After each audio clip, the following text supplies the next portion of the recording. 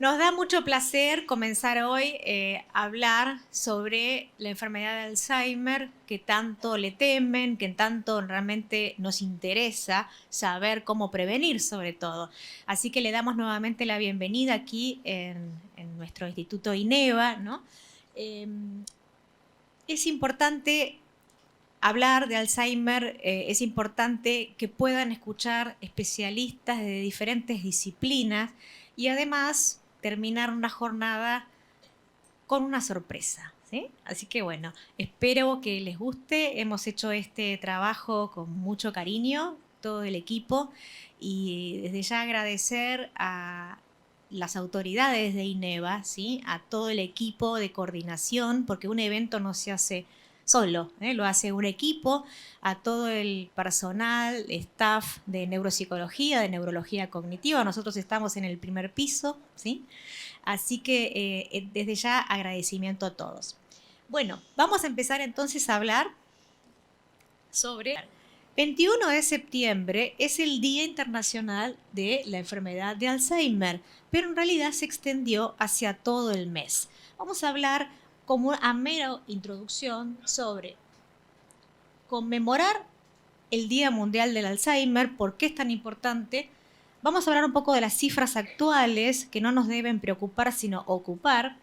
Posteriormente, saber que es importante conocer lo que es la demencia, conocer lo que es el Alzheimer. La mesa va a hablar 2 minutitos, nosotros vamos a hablar de que también hubo secuelas en el COVID, ¿no es cierto? Hubo secuelas post-COVID. Muchas de las personas que están acá dicen, yo la verdad que me empecé a olvidar mucho más desde la pandemia. Estuvimos encerrados, estuvimos confinados. ¿Cuál fue el impacto? Y probablemente el lema de todos los años siempre cambia la enfermedad de Alzheimer, siempre cambia el tema en las campañas. Este año el foco está en el control de los factores de riesgo y cómo llegar, digamos, a un envejecimiento lo más saludable posible y evitar la demencia. Este es el foco de la campaña de este año.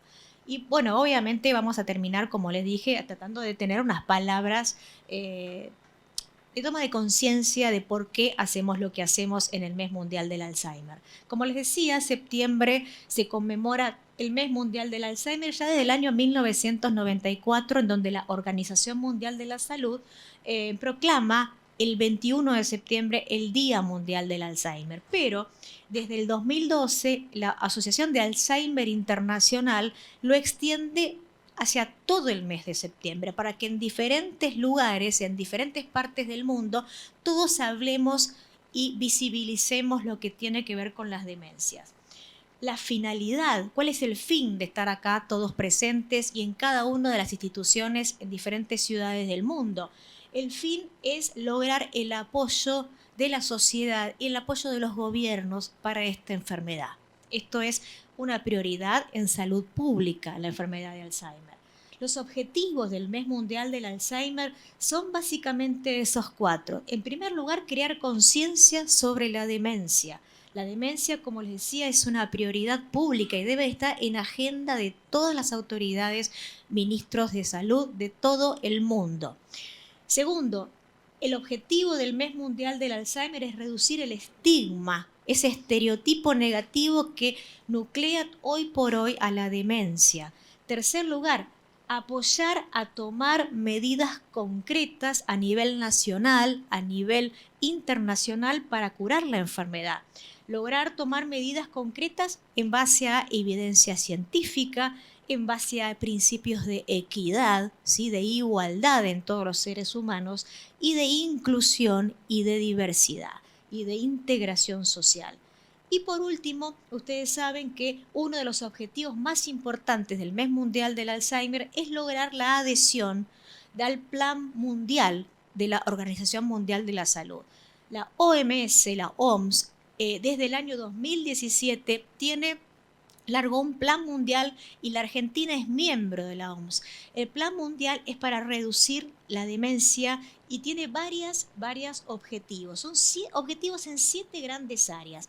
Primero, identificar en los países y en las naciones la demencia como una prioridad en salud pública. Tomar conciencia, y esto se hace a través de las campañas, como ahora. Tercero, reducir el riesgo. Todos queremos saber cómo llegar bien al envejecimiento y evitar tener Alzheimer, ¿no es cierto? Creo que todos nos implica hoy por hoy esta responsabilidad. Por otro lado, llegar al diagnóstico y al tratamiento lo antes posible, como vamos a hablar en el día de hoy. Quinto, apoyo al cuidador.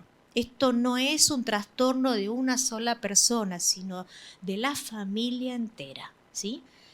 Sexto, tratar de contar en la Argentina o en todo el mundo con sistemas de información, datos, recopilar datos, porque si no tenemos datos de la cantidad de personas que tienen esta enfermedad, no podemos pedir a los gobiernos, ¿sí?, que nos ayuden. Entonces, esto también tiene que ver con parte de la campaña. Y por último, abogar por medidas de investigación para tratar de llegar a la curación de la enfermedad, ¿no?, e innovación tecnológica. Necesitamos investigar. Entonces, estos son los objetivos de por qué estamos hoy acá, los médicos y ustedes. Todos los años, desde hace muchos años, de 1994, todos los septiembres se conmemora el mes del Alzheimer con un diferente tema, un eslogan. Y este año el eslogan es nunca demasiado temprano, nunca demasiado tarde. ¿Saben para qué?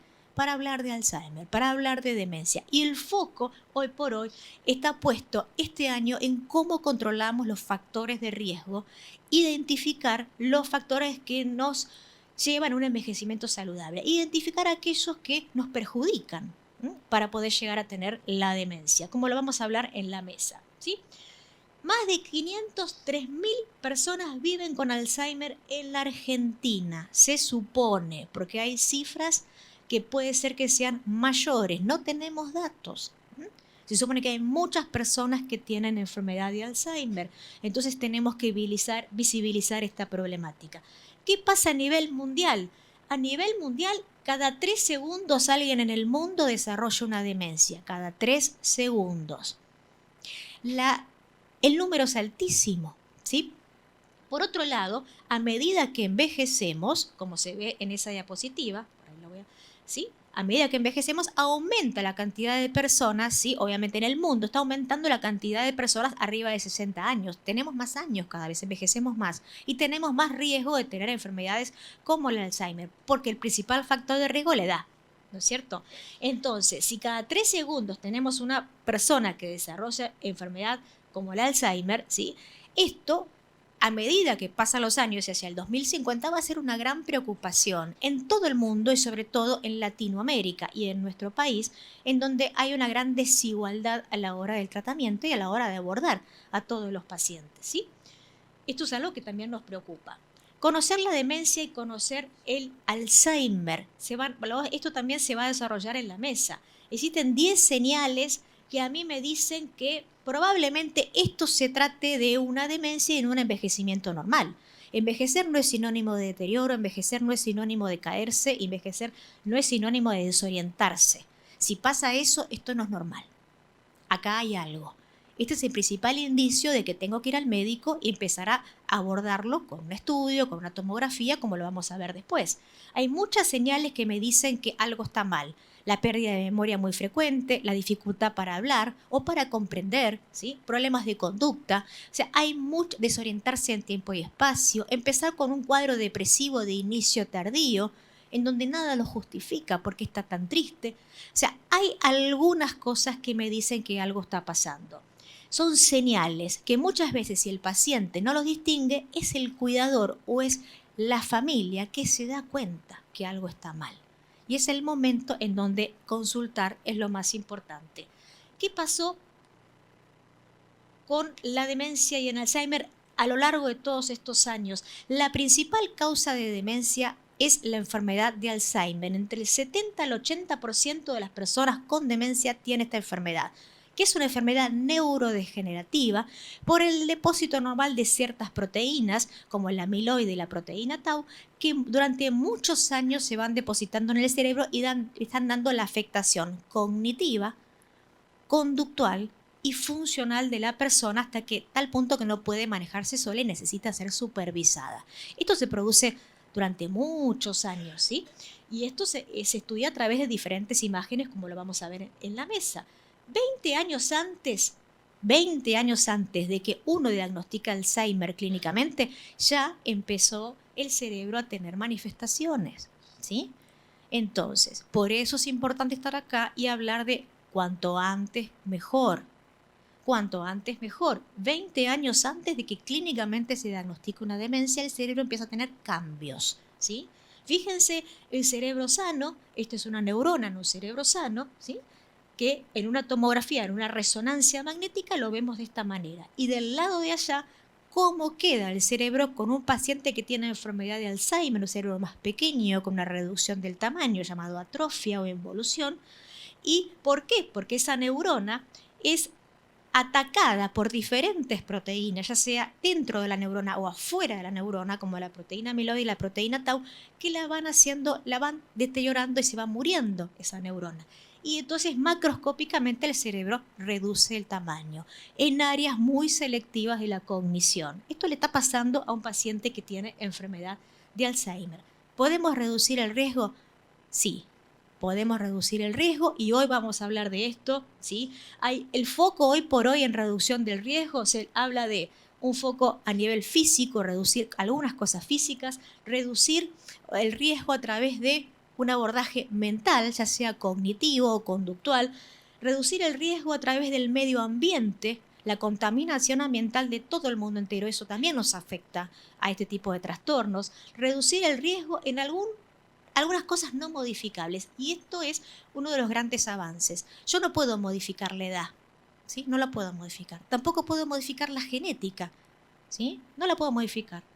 Pero puedo modificar de alguna manera o investigar qué genes son los que me promueven tener Alzheimer y qué genes me protegen del Alzheimer. Y en eso son las líneas a que vamos, a los medicamentos y al estudio de lo genético, lo que me protege o lo que me empeora, ¿sí? Por otro lado, también es importante, detectar, prevenir, o sea, todas las medidas para evitar, reducir el riesgo en personas sanas. Yo no quiero llegar al Alzheimer. ¿Qué hago? Desde los 40, 50 años. Pero también es importante el foco, una vez que tenemos el diagnóstico del trastorno cognitivo, cómo hacer para mantener y no deteriorar, ¿sí? Entonces, el foco de la reducción del riesgo es esto. Y si hablamos sobre cómo prevenir el riesgo, hay 12 factores de riesgo hoy por hoy que tenemos que identificar y después tratar. Entonces, si identificamos y tratamos cuanto antes posible estos factores de riesgo, podemos reducir el riesgo un 40% de tener demencia. 40%, simplemente con modificar hábitos, ¿sí? Obviamente aquí están. Si tenemos, o sea, tener menor educación, menor de 12 años de educación, es un factor de riesgo. Pero es un factor de riesgo si tenemos un primario incompleto o un primario, por ejemplo, y no hemos hecho ejercitación de la memoria, de la cognición durante toda la vida. Es decir, eso sí es un riesgo. Yo puedo haber alcanzado 12 años de escolaridad o un primario, pero si me mantuve activo intelectualmente y físicamente, eso me protege, ¿sí? También es un factor de riesgo, por ejemplo, el aislamiento social, el hecho de fumar en exceso, beber alcohol en exceso, el hecho de, por ejemplo, de saber que uno tiene una hipoacusia y no equiparse con el audífono, no usarlo, son los principales factores de riesgo, como vamos a ver. El hecho de tener una depresión y no tratarse. Esto también se va a ver en la mesa. Hay factores que nos protegen. Por ejemplo, lo que tiene que ver con el arte nos protege, esto es algo último, el tocar un instrumento, por ejemplo, el cantar, también nos protege, ¿sí? Nos protege, por ejemplo, hacerlo a nivel de la vida media, en los 40, 50 años, por ejemplo, empezar a tocar un instrumento, o antes, también nos protegen en nuestro cerebro por todo lo que tiene que ver la implicancia de la música. También acuérdense de los 5 dedos de la mano, el proyecto Finger, nos protege la buena alimentación en base a pescado, menos carnes rojas, nos protegen el tener actividad cognitiva, nos protege el no estar aislados. En la casa hace mal, hay que salir, ¿sí? Hay que tomar actividades, hay que socializar, tomar actividades fuera de la casa, nos protege cuidar nuestro corazón, ¿sí? Nos protege muchas actividades y hacer ejercicio físico. Acuérdense de esas 5 cosas. El diagnóstico temprano siempre mejora la evolución de una enfermedad de Alzheimer y también mejora la calidad de vida del paciente y de la familia. Siempre, siempre. Pero para poder hacer eso tenemos que conocer qué es la demencia y conocer cuándo empezar a preguntar, ¿realmente es necesario ir al médico o no es necesario ir al médico? Fíjese, tan importante como conocer, informarse implica poder comprender a tiempo que esto no es normal, poder planificar. La persona tiene derecho a poder planificar si conoce previamente su condición y cómo querer vivir su vida, ¿sí? En la medida que él quiera o que pueda, ¿sí? Conocer implica poder asesorar a tiempo. Conocer implica saber apoyar a tiempo a un familiar, poder apoyar a tiempo a un amigo. Conocer también implica poder tomar decisiones a tiempo sobre su propio cuerpo, sobre querer o no participar de una nueva droga para investigación, por ejemplo, que se están haciendo en etapas muy tempranas. Entonces, por eso estamos hoy acá, por eso queremos compartir el conocimiento con ustedes. Conocer implica, ¿sí?, no estigmatizar a las personas con problemas mentales y retrasar el diagnóstico. Ustedes saben que la falta de conocimiento sobre la demencia lleva a suposiciones erróneas, ¿sí?, de lo que puede tener esa persona o la familia. Entonces, no tenemos que estigmatizar y tenemos que diagnosticar tempranamente los procesos, ¿verdad? Esto es algo importante. Actualmente, a pesar de todas las campañas que se hacen de 1994, 2 de cada 3 personas hoy por hoy no comprenden lo que es la demencia. Todavía se sigue pensando que es parte del envejecimiento normal. El que un paciente de 80 o 90 años se desoriente, ¿sí?, no pueda hablar bien y repita todo el tiempo las cosas y se olvide o se pierda, piensa que es normal para la edad. Entonces, eso es una falta de información y esto es nuestra obligación como personal de salud, poder asesorar a toda la población. Y lo peor es qué pasa con los profesionales de la salud. En todo el mundo se hizo una encuesta en el 2019 y el 62% de los profesionales de salud también pensaban que envejecer es sinónimo de demencia. Fíjense, ¿no? También lo que tenemos que educar a nuestros colegas. Entonces, todo empieza por casa. Y lo peor también en la encuesta que se hizo en Alzheimer Internacional es que el 40% de las personas decían que sus médicos, cuando eran asistidos, no los miraban, ¿sí? Cuando se trata de enfermedad de Alzheimer o enfermedades mentales, donde el paciente a veces tiene dificultad para tomar decisiones, el médico suele hablarle a la familia en vez de hablarle a él, ¿sí? Entonces, esto tiene que cambiar, estamos en otro paradigma, hoy está centrado en el paciente, en un sujeto de derecho, ¿sí?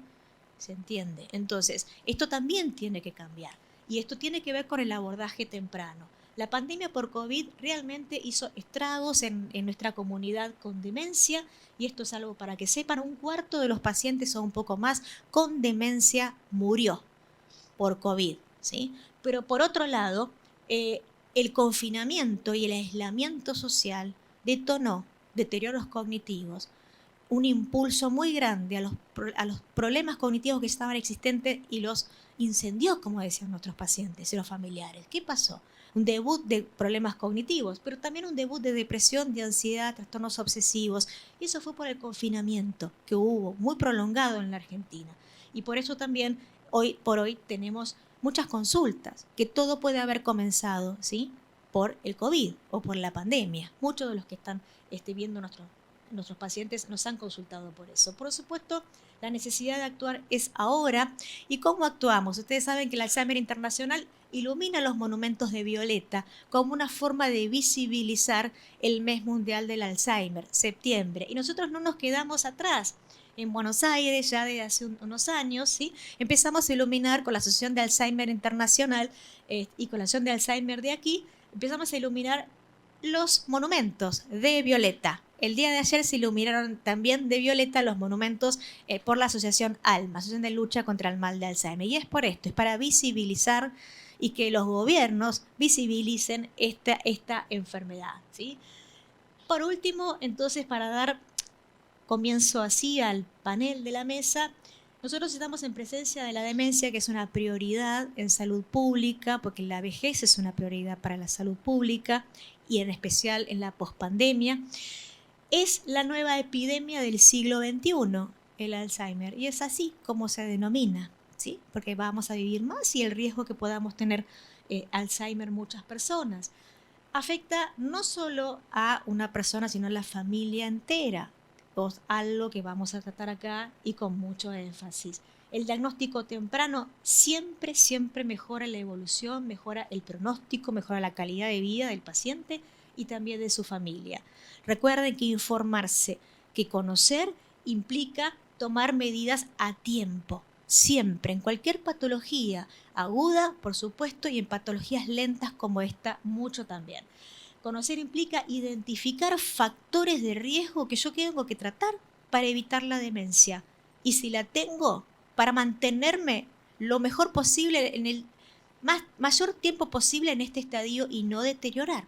Entonces, es importante la identificación temprana. Conocer implica incluir a las personas en diferentes actividades y, por supuesto, no estigmatizar. Así que yo les agradezco y voy a dejar entonces abierto al panel y los voy a presentar.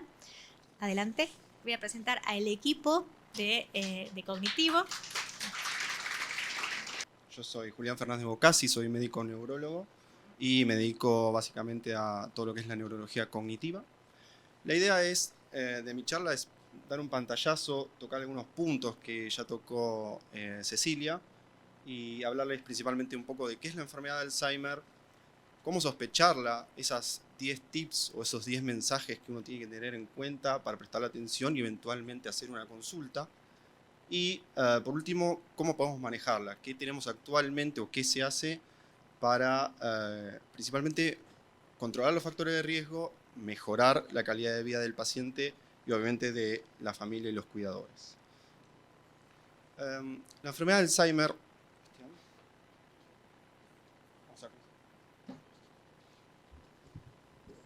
Hola, ahora sí, mejor. Bueno, la enfermedad de Alzheimer es una patología neurodegenerativa, progresiva, que se caracteriza principalmente por afectar la memoria. ¿Pero qué memoria? ¿Cualquier tipo de memoria? No, principalmente la memoria a corto plazo, la memoria anterógrada, lo recientemente aprendido, lo que se charló en los últimos días, horas, y en menor medida luego pasa a afectar otros dominios cognitivos como son el lenguaje y la orientación principalmente. La enfermedad de Alzheimer es la primera causa de deterioro cognitivo y de demencia a nivel mundial y principalmente suele comenzar a manifestarse a partir de los 65 años. Como ya dijo Cecilia, hay muchos factores de riesgo, pero el principal factor de riesgo es la edad.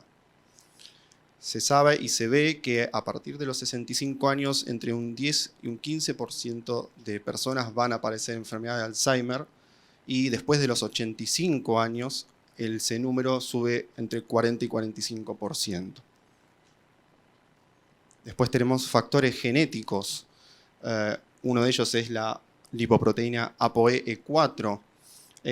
Las personas que tienen una mutación en esta proteína tienen mayor riesgo de generar o presentar la enfermedad de Alzheimer que las personas que no tienen esta proteína mutada. Después hay otro tipo de proteínas un poco más puntuales que básicamente se manifiestan como la enfermedad de Alzheimer de inicio temprano. Esto habla de síntomas de la enfermedad de Alzheimer antes de los 50 o 40 años. Esos son casos muy raros y en general corresponden entre el 1 y un 3% de la enfermedad de Alzheimer. Luego tenemos los antecedentes familiares. Se sabe que las personas que tuvieron un familiar, principalmente de primer grado, madre, padre, algún hermano, con enfermedad de Alzheimer, tienen también mayor riesgo de presentar la enfermedad en relación a las personas que no tuvieron ningún familiar con esta enfermedad.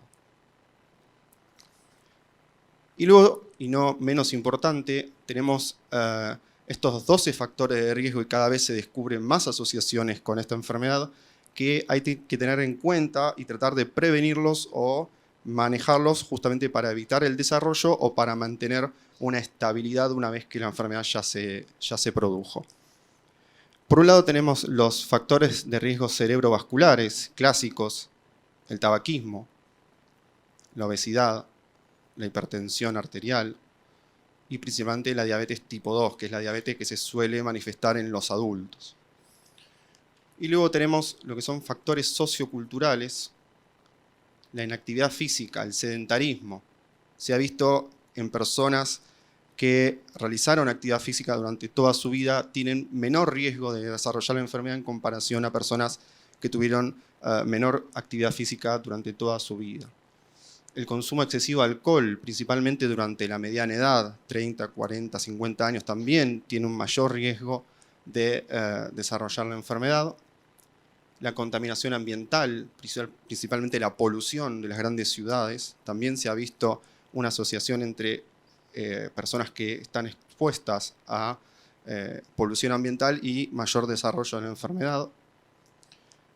Lesiones en la cabeza. Esto también últimamente han salido varios trabajos, tanto de lesiones a lo largo del tiempo, por ejemplo en los deportes de contacto, rugby, fútbol americano, boxeo, y obviamente ya lesiones más graves que generan una secuela a nivel cerebral y estos tienen mayor riesgo de desarrollar la enfermedad. Como dijo Cecilia, el bajo nivel educativo, principalmente menos de 12 años de educación formal, tiene mayor riesgo de presentar la enfermedad en comparación a personas con un mayor nivel educativo. La depresión, los trastornos anímicos. Se sabe que las personas que desarrollaron depresión en la edad media de su vida, 30 años, 40, tienen mayor riesgo de presentar enfermedad de Alzheimer. Incluso ahora se habla, en los últimos tiempos, que la depresión puede ser uno de los primeros síntomas, antes incluso de los trastornos en la memoria. Los problemas auditivos, también. Pacientes con dificultades auditivas que no fueron tratadas correctamente también tienen mayor riesgo de presentar la enfermedad. Y el poco contacto social, el aislamiento social. Se sabe que las personas que viven en comunidades más cercanas, con mucho más contacto social, algunas comunidades religiosas, tienen menor prevalencia de enfermedad de Alzheimer en comparación a otras poblaciones que están más aisladas. Como dijo también Cecilia, la enfermedad se empieza a manifestar en nuestro cerebro hasta 15 a 20 años antes de presentar algún síntoma. Por eso nosotros hablamos que la enfermedad de Alzheimer es un continuo, va evolucionando. La primera etapa, que son justamente estos cambios en el cerebro, se manifiesta sin síntomas. Empiezan nada más los cambios cerebrales, que es la etapa preclínica.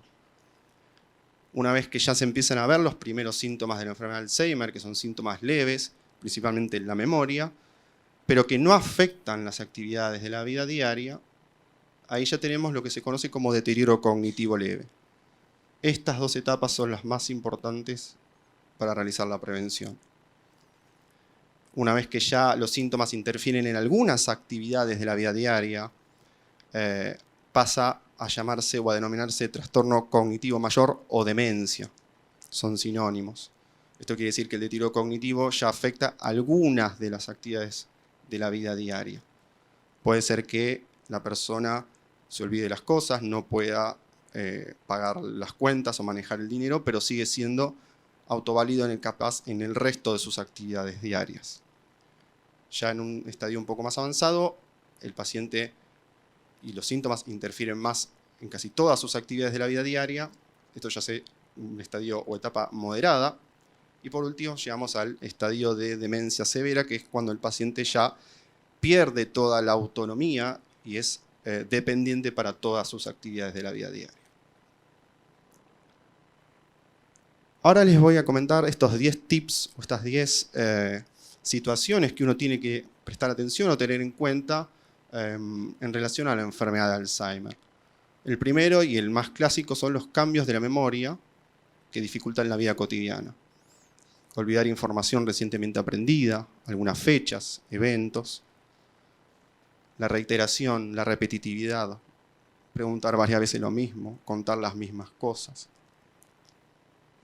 Y se depende para el recuerdo de sistemas de ayuda, notas, dispositivos, familiares, cuando antes no lo necesitaba. El segundo punto es la dificultad para planificar o resolver problemas de la vida cotidiana.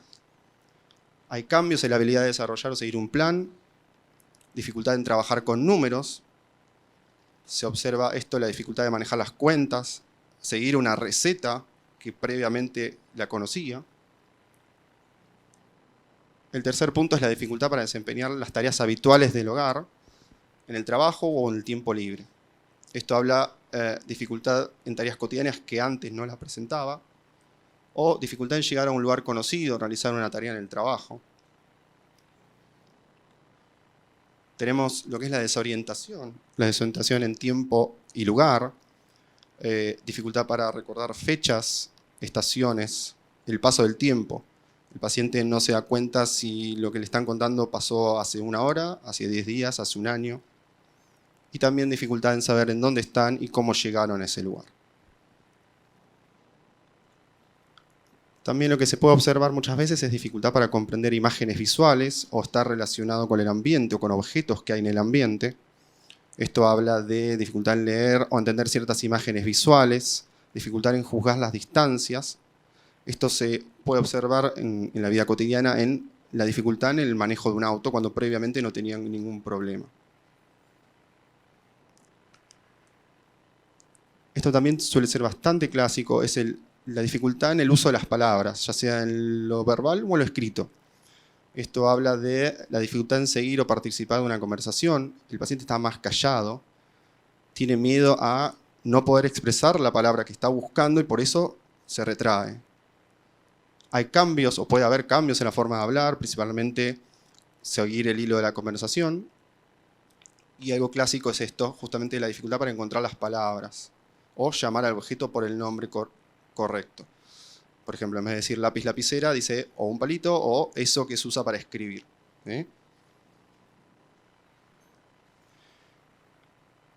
Esto también suele ser bastante habitual, es la colocación de objetos en lugares que no deben estar y la dificultad de reconocer o darse cuenta para atrás, hacer sus pasos hacia atrás y recordar dónde había puesto ese objeto. Y muchas veces pasa que al no encontrar o no recordar dónde dejó el objeto, suceden acusaciones de que algún familiar o algún cuidador le haya robado ese objeto. ¿Sí? Se observa también la disminución o falta de buen juicio. Esto habla de dificultad en toma de decisiones, cambio en el razonamiento de las acciones. Por ejemplo, regalar grandes cantidades de dinero a personas desconocidas o comprar cosas que no tienen mucho sentido, ya sea de forma telefónica, internet, hay muchos tipos de estafas. Y en algunas etapas más avanzadas ya menor atención o descuido por el aseo personal. La pérdida de iniciativa, ya sea para pasatiempos, hobbies, actividades que previamente el paciente disfrutaba, ya lo deja de hacer, o en proyectos sociales o laborales, y se observa retracción social, familiar o incluso también laboral. Y por último, cambios en el humor, en la personalidad, se vuelve más sospechoso, deprimido, ansioso, llanto fácil, enojo fácil. La idea ahora es comparar estas manifestaciones o estos signos de alarma con los cambios relacionados con la edad, en el envejecimiento normal o sin patología. En lo que es la memoria, bueno, como ya dije antes, en el Alzheimer, pérdida de la memoria que afecta a la actividad de la vida diaria. Cambios relacionados con la edad, olvidos de algunos nombres, algunas citas que luego sí se recuerdan. En el Alzheimer hay dificultad para la resolución o planificación de problemas, los cambios asociados a la edad, hay algunos errores, ya sea con pagos, alguna cuenta, pero son ocasionales. Y el paciente generalmente se da cuenta de ese error. Dificultad en realizar tareas en el hogar o en el trabajo, eso se ve en la enfermedad de Alzheimer, y los cambios relacionados con la edad. Hay necesidad ocasional de alguna ayuda para hacer alguna tarea, principalmente manejo de la computadora, manejo del celular. En la enfermedad de Alzheimer hay desorientación en tiempo y espacio. En los cambios relacionados con la edad puede haber desorientación ocasional en un día, una semana, pero luego lo recuerda y se da cuenta de dónde está y de qué día es. En la enfermedad de Alzheimer hay dificultad para entender imágenes visuales o las relaciones espaciales. Y en los cambios relacionados con la edad puede haber alguna patología oftalmológica, cataratas, glaucoma o presbicia. En la enfermedad de Alzheimer hay dificultad persistente para encontrar palabras o al hablar o al escribir, y con el envejecimiento normal puede haber ocasionalmente la dificultad de encontrar una palabra, pero generalmente después la logra expresar. En la enfermedad de Alzheimer hay disminución o falta de juicio. En los cambios relacionados a la edad puede haber alguna mala decisión ocasionalmente. En la enfermedad de Alzheimer hay cambios de humor y personalidad. En el envejecimiento normal puede haber ocasionales enojos, principalmente cuando su rutina es interrumpida. Pero son enojos ocasionales y autolimitados. Y por último, en la enfermedad de Alzheimer se aparta del trabajo socialmente, más retraído. Los cambios relacionados con la edad puede haber algún cansancio en relación a obligaciones, ya sea de trabajos o a nivel social. En cuanto al diagnóstico, no hay ningún test actualmente que determine el diagnóstico. Sí tenemos varias herramientas que utilizamos interdisciplinariamente como para aproximarnos al diagnóstico de enfermedad de Alzheimer. En primera medida son, obviamente, los antecedentes médicos detallados. Esto, más que nada, para tener en cuenta los factores de riesgo, principalmente cerebrovasculares, la hipertensión, la diabetes, el tabaquismo. Y también es importante la entrevista y el examen neurológico. ¿Sí? Y en cuanto a lo que son estudios complementarios, nosotros básicamente usamos 3 estudios, principalmente para descartar alguna otra causa de deterioro cognitivo, principalmente alguna causa que pueda ser tratable, reversible, o como búsqueda de algún diagnóstico diferencial de otro tipo de deterioro cognitivo. También estos estudios muchas veces nos acercan o nos aproximan al diagnóstico de enfermedad de Alzheimer probable. En este caso tenemos lo que es el laboratorio de sangre, obviamente para un buen control de factores metabólicos, lo que son hormonas tiroideas, ciertos déficits de vitaminas que pueden generar cuadros cognitivos y son tratables. Los estudios de neuroimágenes, tomografía o resonancia, que nos permite ver estructuralmente cómo está el cerebro del paciente, y hay algunos cambios que nos pueden hablar o aproximar al diagnóstico de enfermedad de Alzheimer o descartarlo. Y por último, lo que son las evaluaciones neurocognitivas o neuropsicológicas, que esto nos permite conocer el estado cognitivo del paciente, poder cuantificarlo, ver en qué área, si es que hay algún tipo de déficit, y eso también nos permite aproximar al diagnóstico en ciertos patrones de los resultados del estudio cognitivo o pensar en algún diagnóstico diferencial. Algo que también mencionó Cecilia, el diagnóstico temprano. Esto es importantísimo. ¿Qué nos permite? Tener mejores posibilidades de beneficiarse con el tratamiento, con las estrategias. Contar con más tiempo para planificar el futuro.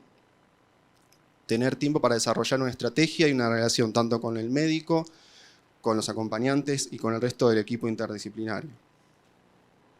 Beneficiarse de los servicios de apoyo y atención para mejorar la calidad de vida, otra vez, tanto del paciente como de los cuidadores y familiares. Y por último, aumentar la posibilidad, sobre todo el diagnóstico temprano, de participar en ensayos clínicos de fármacos o medicaciones que están en investigación en pos de tratar de detener el avance de la enfermedad.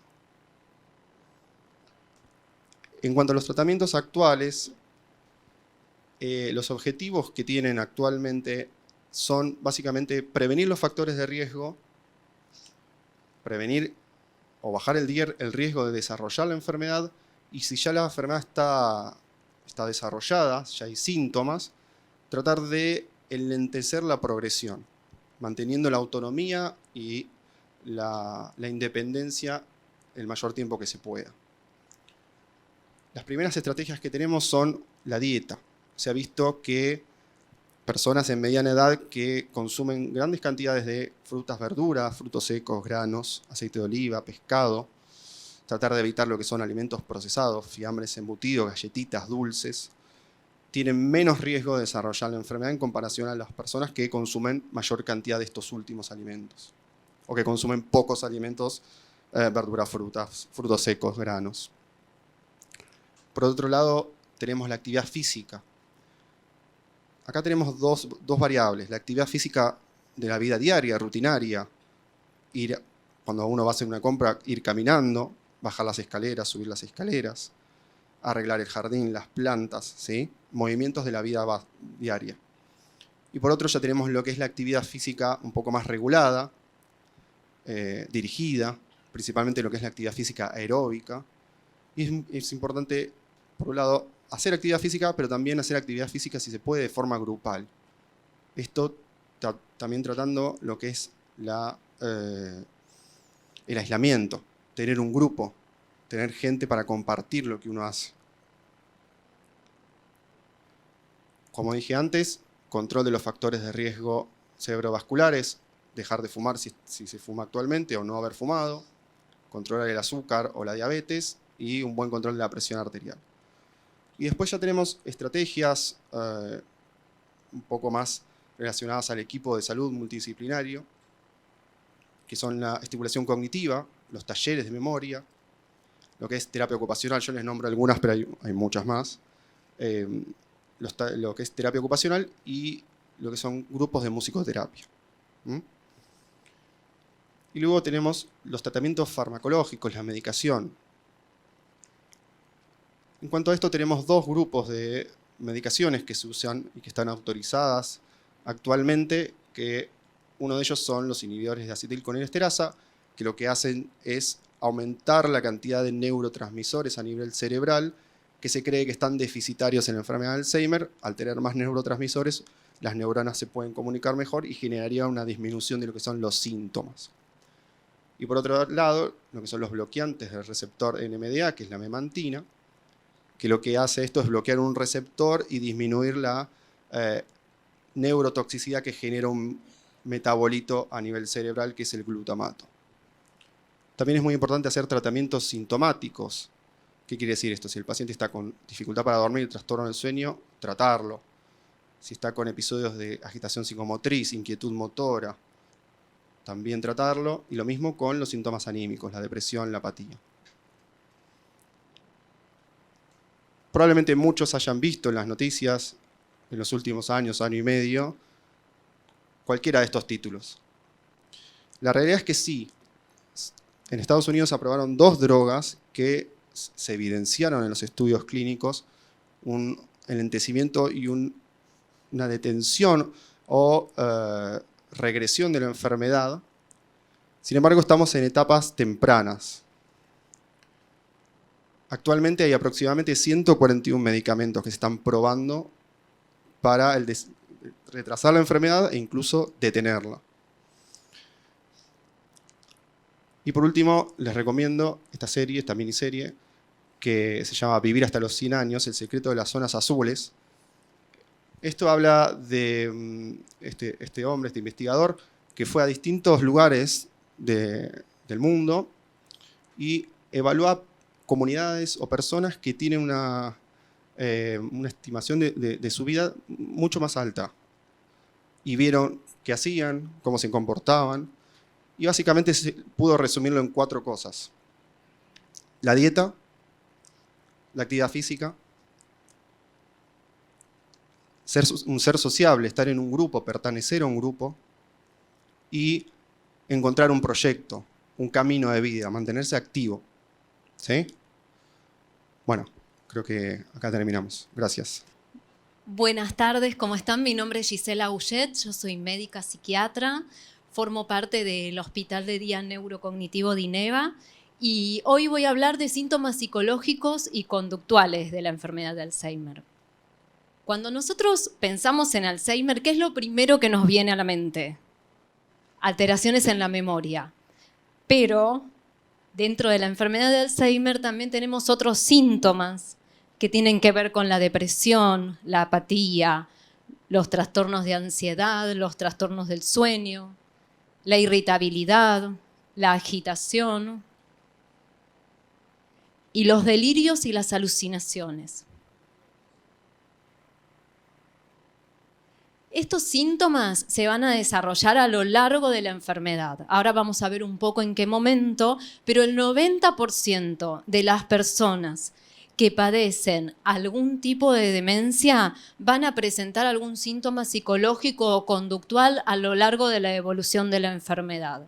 Y las consecuencias que eso va a traer es un peor pronóstico en el desarrollo de la patología, alteraciones en la calidad de vida de los familiares, de los cuidadores principales, y sobre todo un aumento de la institucionalización, porque esta situación trae complicaciones a toda la familia, entonces se termina decidiendo la institucionalización como medio de cuidado. Si nosotros pensamos a la enfermedad de Alzheimer a lo largo del tiempo, representado en esta flecha, vamos a pensar en el momento de inicio de la enfermedad, como el tiempo cero, pensándola en los síntomas cognitivos, como había explicado Julián, cuando comienzan alteraciones principalmente en la memoria, pero bueno, en otras áreas cognitivas también. Ahora, lo que sabemos recientemente es que hay síntomas prodrómicos. Esto significa que antes de la manifestación de las alteraciones de la memoria, las alteraciones cognitivas, podemos tener síntomas psiquiátricos, depresión, trastornos del sueño, apatía, irritabilidad, ansiedad. Les voy a hablar un poco de la depresión. La depresión lo mencionaban los doctores hace un rato como un factor de riesgo. El 50% de las personas que han tenido episodios depresivos a lo largo de su vida tienen más chance de manifestar enfermedad de Alzheimer. Entonces, es importante la prevención.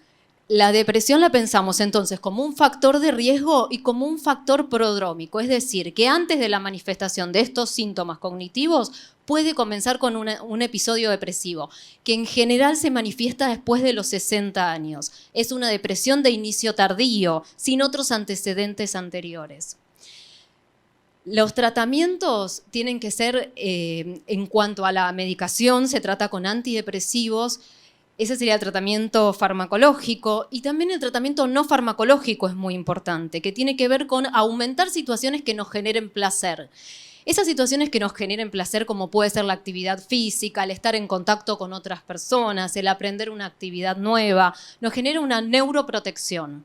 Y eso nos ayuda a tener un mejor pronóstico en el desarrollo de las enfermedades.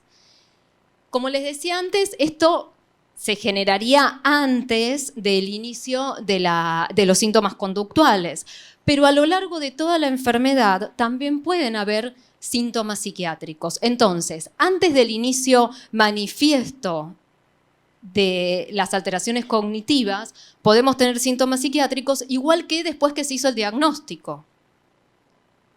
Les voy a hablar un poco de los síntomas que pueden aparecer después del diagnóstico de una demencia.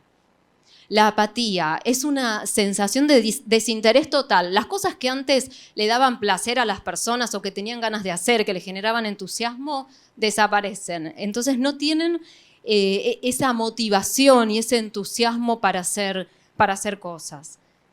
La depresión, como les había mencionado antes. Trastornos en el sueño, pueden ser alteraciones en la conciliación del sueño, puede ser fragmentación del sueño, despertares precoces, y eso también es importante poder tratarlo. Primero, con tratamiento no farmacológico. Vamos a tratar de evitar las siestas durante el día, vamos a hacer actividad física y vamos a también estar en contacto con la luz. Eso nos va a ayudar a que haya un cambio entre el día y la noche y que la noche esté más relacionada con el poder dormir. Las alucinaciones y los delirios forman parte de los síntomas dentro de las demencias. Las alucinaciones en general son de tipo visuales. Puede ser que los pacientes se asusten y nos cuenten que ven a algún niño a la noche o que ven insectos. Y hasta puede pasar que a veces lo vean en algunas situaciones, como por ejemplo en la comida. Entonces no comen porque están viendo algún insecto en la comida y no sabemos qué es lo que pasa, por qué no están comiendo.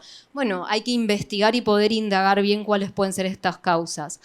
En cuanto a las ideas delirantes, la más común son las de tipo persecutorio, en donde muchas veces guardan las cosas, no recuerdan dónde las guardaron, no es que las esconden, las guardan, pero después no las pueden encontrar. Y se genera una idea delirante en torno a eso en cuanto al robo, que la robó un cuidador o algo más angustioso para la familia es pensar que la robó un familiar. Frente a estas causas es importante no confrontar en el punto de decir no te robaron nada o discutir, sino poder entender y acompañar. Te voy a ayudar a resolverlo, vamos a encontrarle una solución y no discutir porque es una idea de certeza. Esa idea es totalmente inamovible. Por más que nosotros intentemos convencerlos, no lo vamos a lograr. Esto hay que medicarlo farmacológicamente, más allá de poder tener otras opciones no farmacológicas. La agitación es otro de los síntomas. Y la deambulación errática, que es una necesidad de estar en movimiento, ya sea dentro de la casa o fuera de la casa, que a veces puede favorecer con la colocación de un GPS o con un localizador dentro del celular para poder ubicarlos. También hay que tratarlo. En cuanto a las causas que pueden manifestar los síntomas psicológicos y conductuales, pueden tener que ver con el paciente, con los cuidadores y con el ambiente. En cuanto a las que tienen que ver con el paciente, lo más importante es descartar que la causa no sea orgánica, porque son cuadros que parecen psiquiátricos, en donde el paciente está con una excitación psicomotriz o con ideas delirantes que aparecieron abruptamente o con alucinaciones que también aparecieron de golpe, y en realidad la causa puede ser una infección urinaria, puede ser una neumonía, puede ser que esté con dolor y que no lo pueda expresar. Entonces es muy importante hacer el diagnóstico diferencial y tener en cuenta que la causa puede ser clínica. Entonces no terminamos medicando con un antipsicótico o una infección urinaria. En cuanto a las causas de los cuidadores o familiares cuidadores, en general los síntomas conductuales generan mucho estrés en la familia y en los acompañantes. Y esto va a generar un efecto de retroalimentación en los pacientes y en la familia. El paciente se inquieta o tiene algún síntoma que nos genera más estrés y más angustia, y eso hace que se aumente también en el paciente. En cuanto a las causas ambientales, los pacientes tienen más dificultad para poder responder a estímulos y para poder adaptarse a los cambios. Entonces, supongamos que tenemos una reunión familiar, festejamos Año Nuevo y queremos pasarla todos en la casa de nuestro familiar, que está acostumbrado a estar con un cuidador, y de golpe vamos 30 personas a la casa. Bueno, eso va a aumentar las posibilidades de desarrollar síntomas conductuales.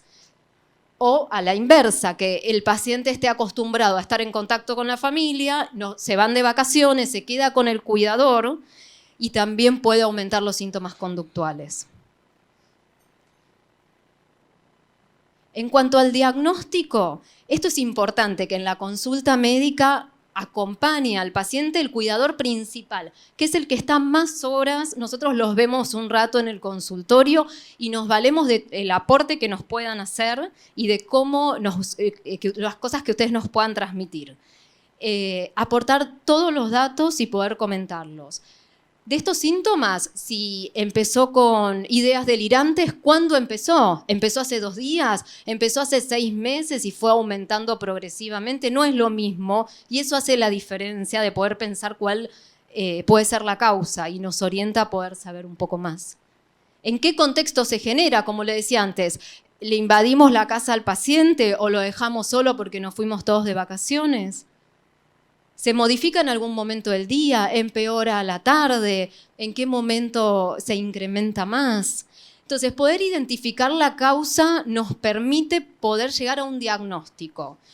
Pero sabemos que las causas son multifactoriales.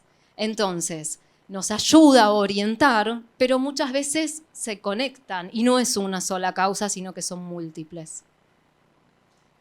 En cuanto al tratamiento, es sintomático. Vamos a tratar, si está con depresión, tratamos la depresión. Si tiene apatía, tratamos la apatía. Si está con alucinaciones o ideas delirantes, lo tratamos con un antipsicótico. Depende del síntoma que tenga, es el tratamiento farmacológico. Y el tratamiento no farmacológico también es sumamente importante. Bueno, muchas gracias. Bueno, buenas tardes. Mi nombre es Florencia Tartaglini. Yo me encargo de trabajar con los familiares. Hasta ahora vinimos escuchando a todos los profesionales que acompañan, que estudian y que trabajan con los pacientes. Mi ojo va a estar puesto en los familiares y en los familiares principales, que son los que están ahí, ¿no?, en la primera trinchera del cuidado. La idea sería que en todos los servicios de neurología cognitiva haya una persona destinada para poder escuchar y para detectar a tiempo síntomas que también pueden empezar a aparecer en los cuidadores familiares que no tienen los recursos. De esto se trata esta presentación. Hoy hablamos mucho y estuvimos informándonos y aprendiendo en torno a la importancia del diagnóstico, hablar, ¿no? Muchas veces el llegar a un diagnóstico se demora, se retrasa porque nos cuesta hablar y empezamos a ver algunos indicios que nos da miedo. Y el miedo como emoción tiene una función adaptativa de protegernos de un peligro. Entonces nos quedamos paralizados, pero hoy aprendimos que eso no es bueno, ¿no? Que tenemos que animarnos a consultar, a investigar y a partir de ahí empezamos a ponernos en red y ver qué cosas sí se pueden hacer. Por supuesto que para la familia recibir un diagnóstico de este tipo, como decía la doctora Cecilia Serrano, con todo el estigma que tiene, a pesar de todo lo que trabajamos, ¿no?, todas las instituciones que nos dedicamos a esto, es como una gran etiqueta que pesa mucho, porque pareciera como si esa persona dejara de ser lo que era, se perdiera toda la biografía de esa persona y pasara a ser un enfermo de Alzheimer, un enfermo con Parkinson, y la enfermedad tomara todo eso, y eso no es así.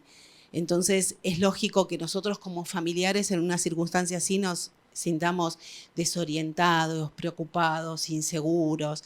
Generalmente el camino, ¿sí?, del diagnóstico suele ser bastante largo, no es sencillo. Muchas veces los diagnósticos no son fáciles de arribar, pero es importante continuar. Y saben también que es importante que ustedes se sientan bien tratados como familiares, que ustedes sientan que los escuchan, que pueden preguntar, ¿sí? Eso también es muy importante, además del laboratorio, de las imágenes, de la evaluación neuropsicológica, pero es importante que ustedes puedan tener un buen vínculo con el médico que trata al familiar de ustedes, porque como el pediatra va a ser un profesional que nos va a acompañar un largo tramo de nuestra vida.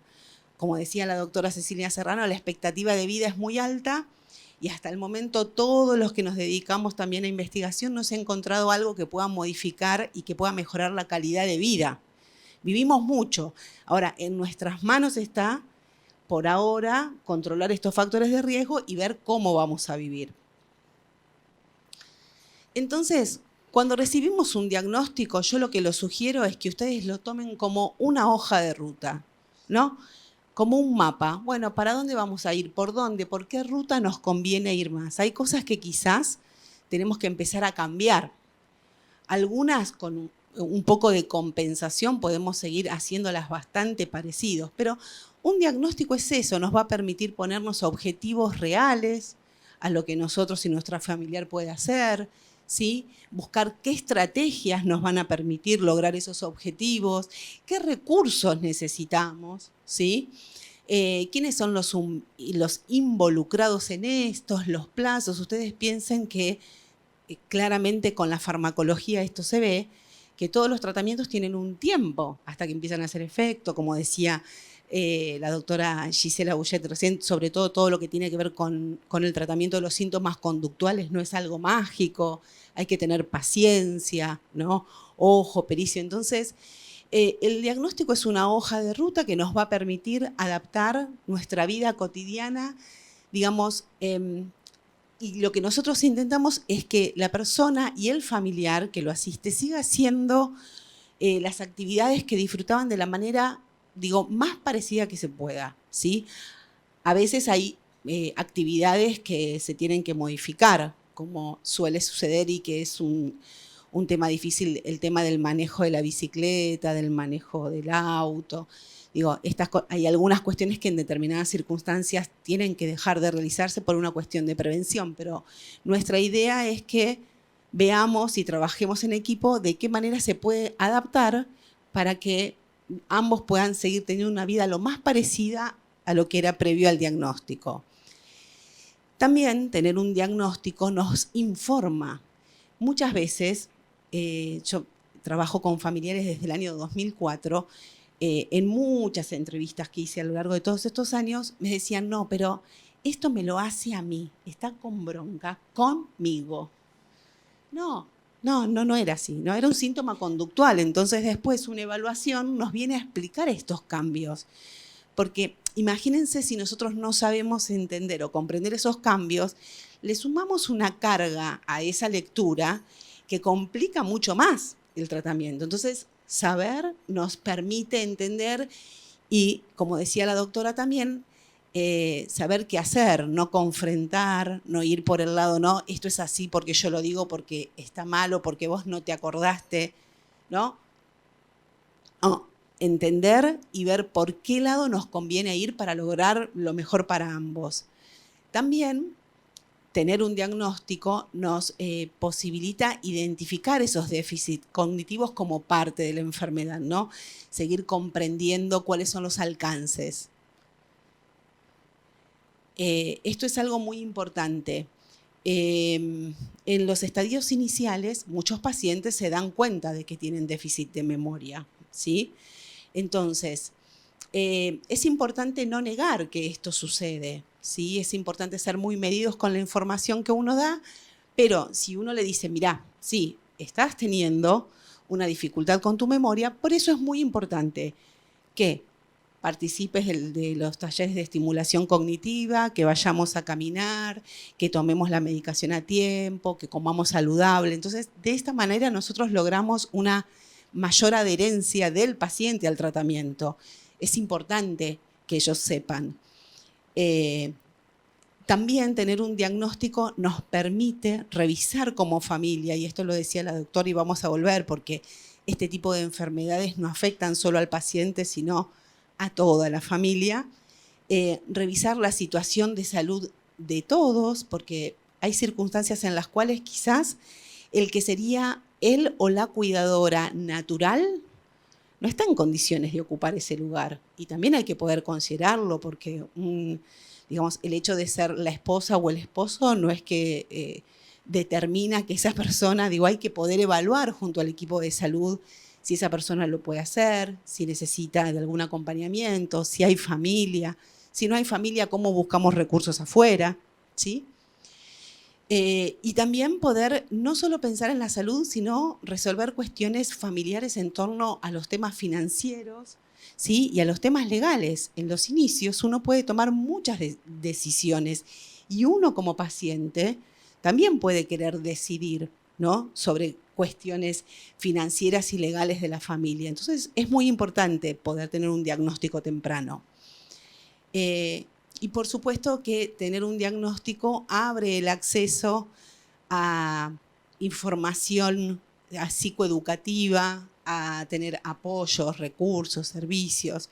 Hoy, cuando entrábamos acá, me crucé con una de las chicas, con una de las neuropsicólogas que siempre son muy activas a recomendar el programa que yo coordino, que ahora les voy a contar.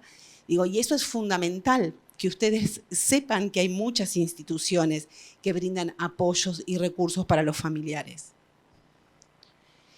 Esta película que se las recomiendo a los que no las vieron, que se llama Encanto, es una película de Disney, bueno, que está muy bien hecha, trabajando algunas cuestiones desde la psicología sistémica, pero esta imagen es como muy representativa, porque todos los que abordamos la famosa sobrecarga del cuidador, que ustedes habrán escuchado hablar, que es la manifestación del estrés que viven los cuidadores familiares, siempre se representa con un burrito, con mucha carga, con muchos paquetes, ¿no?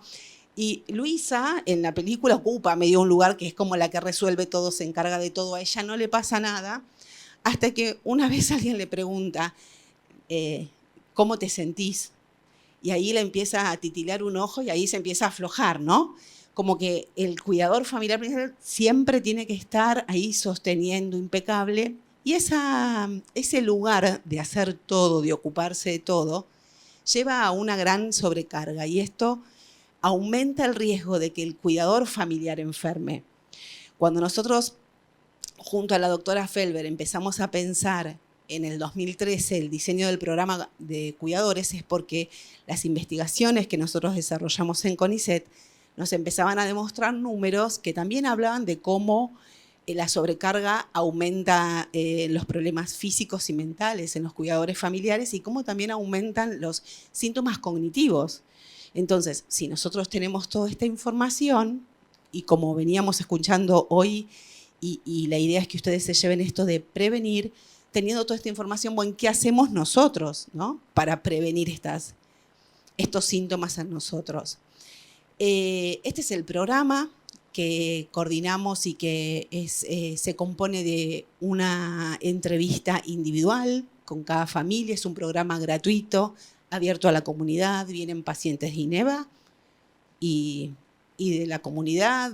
Tenemos asistentes que son del interior del país porque las reuniones virtuales, digamos, se realizan por Zoom, así que no tenemos limitaciones geográficas. La idea de estos encuentros mensuales son poder aprender nuevas estrategias para evaluar la situación de cuidado de cada quien, ¿sí? Poder resolver problemas concretos que se presentan en el cuidado y también le dedicamos un gran trabajo a gestionar las emociones, ¿sí?, de los cuidadores familiares, ¿sí? Cómo poder manejar emociones como, bueno, rabia, bronca, culpabilidad, que son muy frecuentes y muy comunes. Muchas veces los familiares se responsabilizan de no haberse dado cuenta antes. Fíjense que hoy nos vamos sabiendo que esto que se manifestó había comenzado 15 o 20 años antes. Entonces, digo, saber siempre nos posiciona en otro lugar para pensarnos y para tomar decisiones. Así que aquí los espero, se pueden anotar. Y la idea de trabajar en el espacio grupal de reunión multifamiliar es poder trabajar entre todos cómo aprender a delegar tareas, que es algo que cuesta.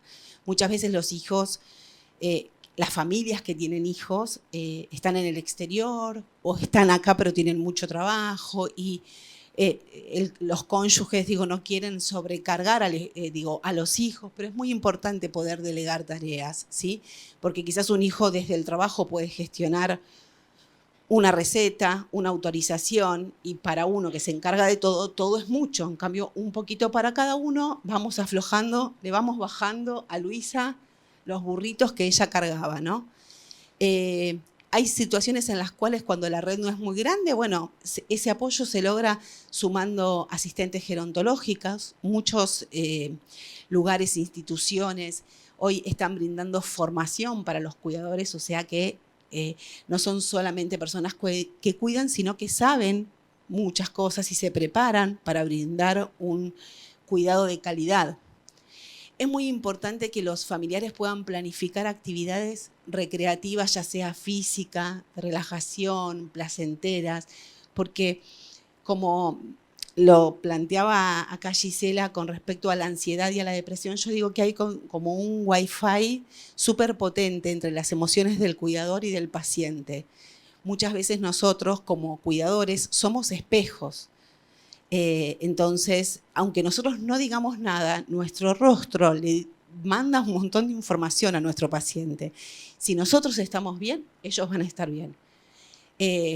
Ustedes recuerden, aquellos que tienen hijos, cuando, por ahí eran chiquitos y se caían y por ahí se habían dado un golpe bárbaro y nosotros decíamos, no es nada, porque ya nuestra cara aflojaba un poco y después veía qué hacíamos. No digo eso, pero digo que la idea de poder trabajar en las emociones y de reducir los pensamientos anticipatorios y negativos es muy importante, porque eso a nosotros nos coloca en otro lugar del cuidado. Estamos aquí en esta circunstancia, no nos ponemos a pensar en lo que podría llegar a suceder, porque ahí se nos empiezan a desplegar un montón de pantallas que ni sabemos si van a suceder, pero nuestro cuerpo las vive como reales, entonces van a tener un costo en nosotros. A través también de las charlas que tenemos, definimos objetivos concretos, vemos cómo poder cambiar la perspectiva del cuidado, ¿no? Por esto que yo les decía, no hay que estigmatizar porque aquí no se termina la vida de nadie. Acá la vida de todos continúa de otra manera. Es así, tenemos que adaptarnos una vez que pasamos, que es un proceso de duelo, no es algo de leer y que lo entendí, nos vamos a dar un tiempo, trabajamos sobre estos. Acá tengo la alegría de ver muchas caritas y que los pude conocer personalmente del grupo de cuidadores, así que ellos pueden dar cuenta que este es un proceso largo, pero que se logra y uno se posiciona desde otro lugar frente al cuidado.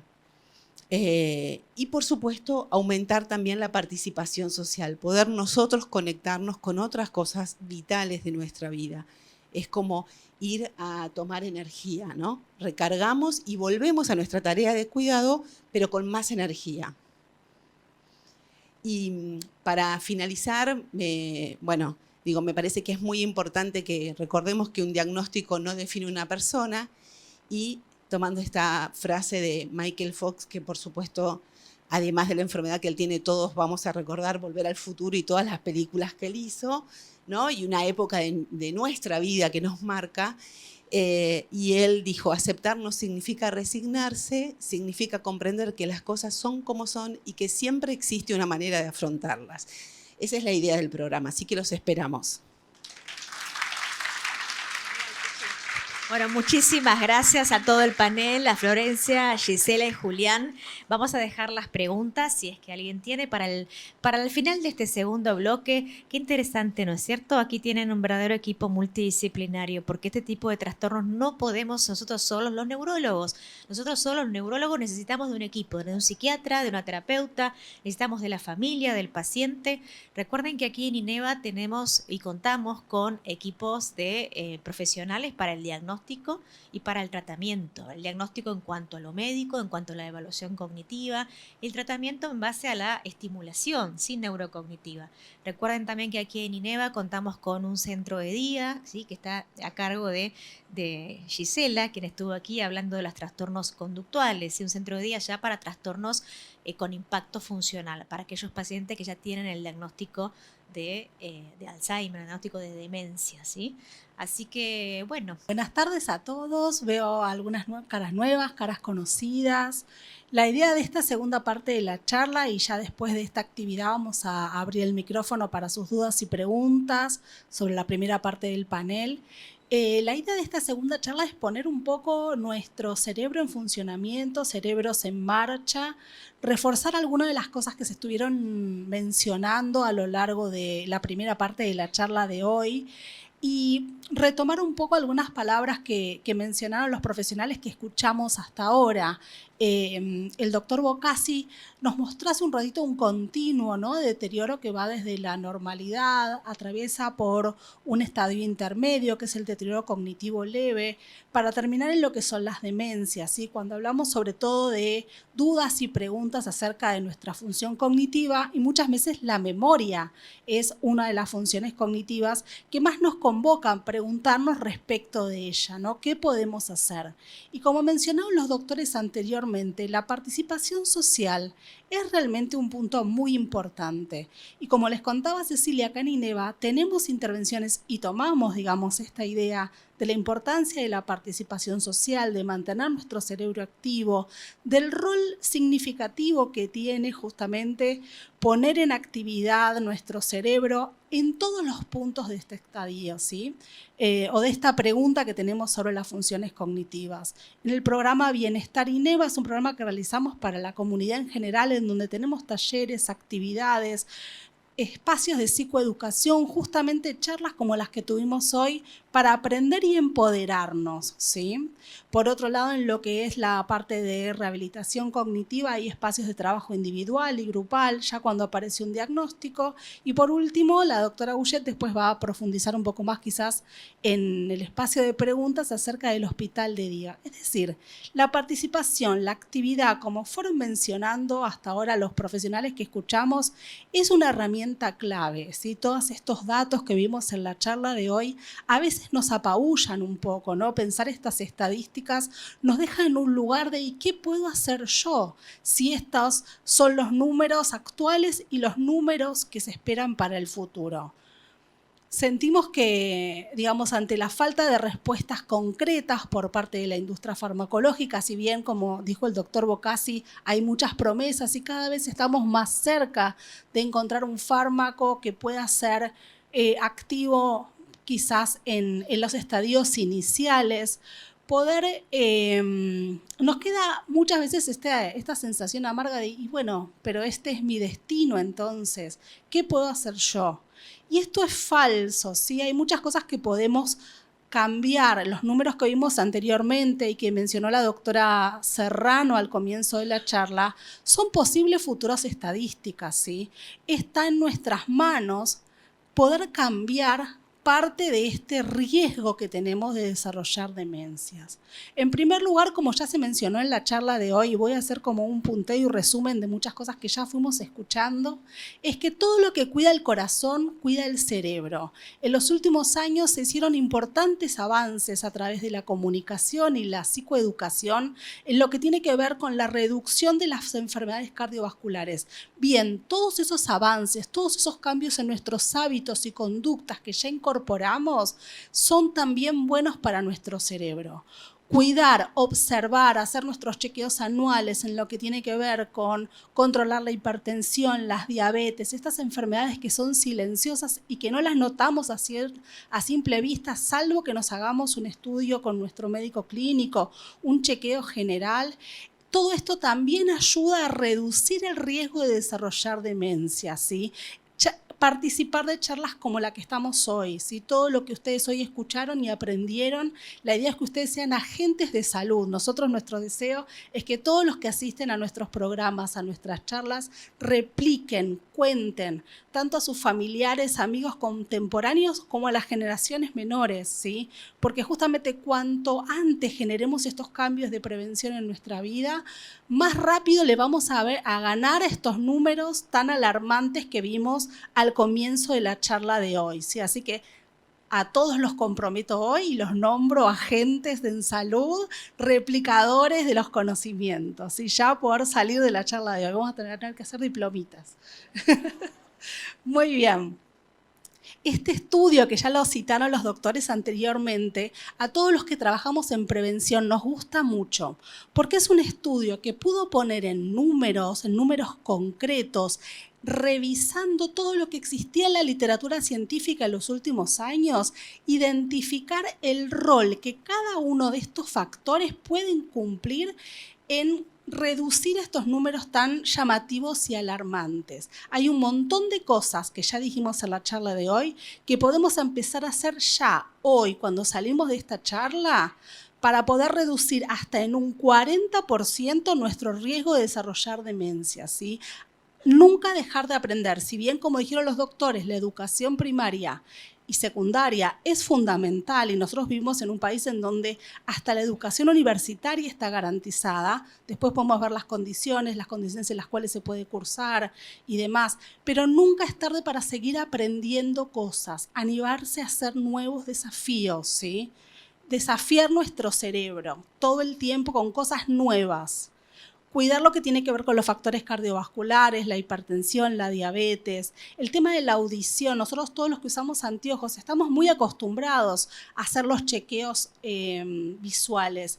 Incorporar también los chequeos auditivos. Incorporar un audífono, algo tan sencillo, reduce en un porcentaje altísimo, ¿sí? Hasta casi del 8%, que es un montón cuando sumamos todos si bien es difícil a veces acceder a un audífono, es verdad, y hay, digamos, un movimiento porque estas herramientas, digamos, empiecen a bajar sus costos, lo que se vio es que la incorporación de un audífono, y esto también en población de mediana edad, no solamente en adultos mayores, reduce en un 8% nuestro riesgo de desarrollar demencias, porque lleva también, por un lado, el aislamiento social, ¿sí? No escuchar, y muchas veces lo que no escucho, yo no lo guardo correctamente y después no lo puedo traer al presente. Entonces la dificultad no está en la memoria, sino que la información nunca ingresó. Entonces miren con algo muy sencillo cómo podemos disminuir nuestro riesgo de desarrollar demencias. Ya se habló de los trastornos conductuales, del aislamiento, la importancia de la actividad física, ¿sí? Y de cuidar nuestra cabeza de golpes. Y hay otros factores, por ejemplo, como la contaminación ambiental. Los que vivimos en ciudades como Buenos Aires o hay otras ciudades más contaminadas, es un poquito más difícil de modificar, ¿sí?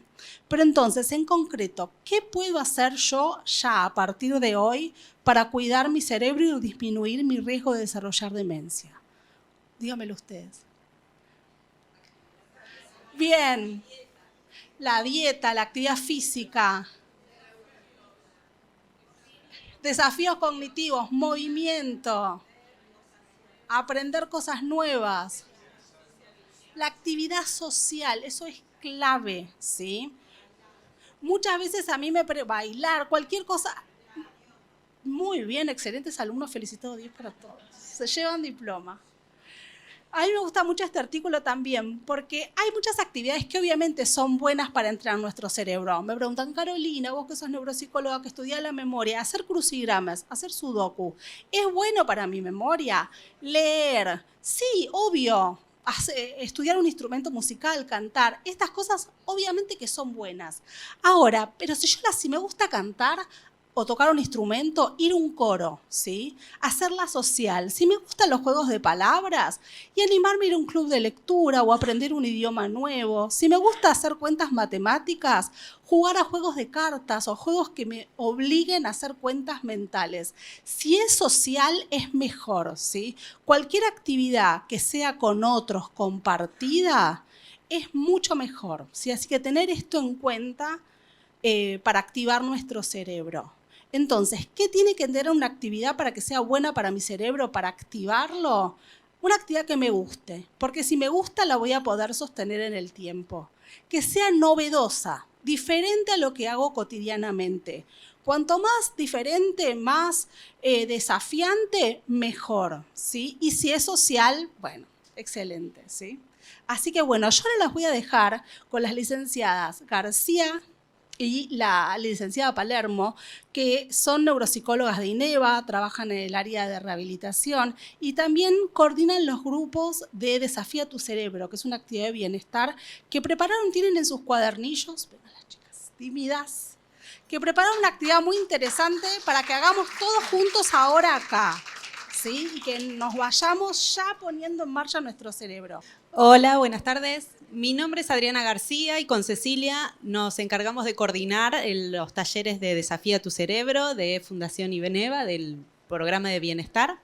Y hoy les trajimos unos ejercicios que hacemos comúnmente en nuestros talleres para que ustedes se lleven de regalo prácticas, ejercicios para imaginarse cómo pueden estar haciendo para estimular y mejorar, ¿sí?, sus funciones cognitivas, ¿sí?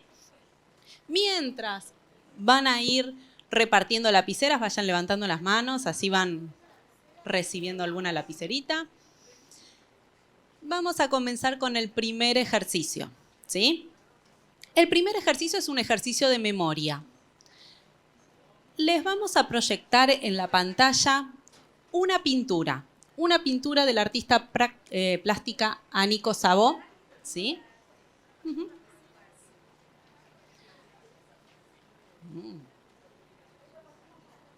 Acá hay más, ahí llegan más.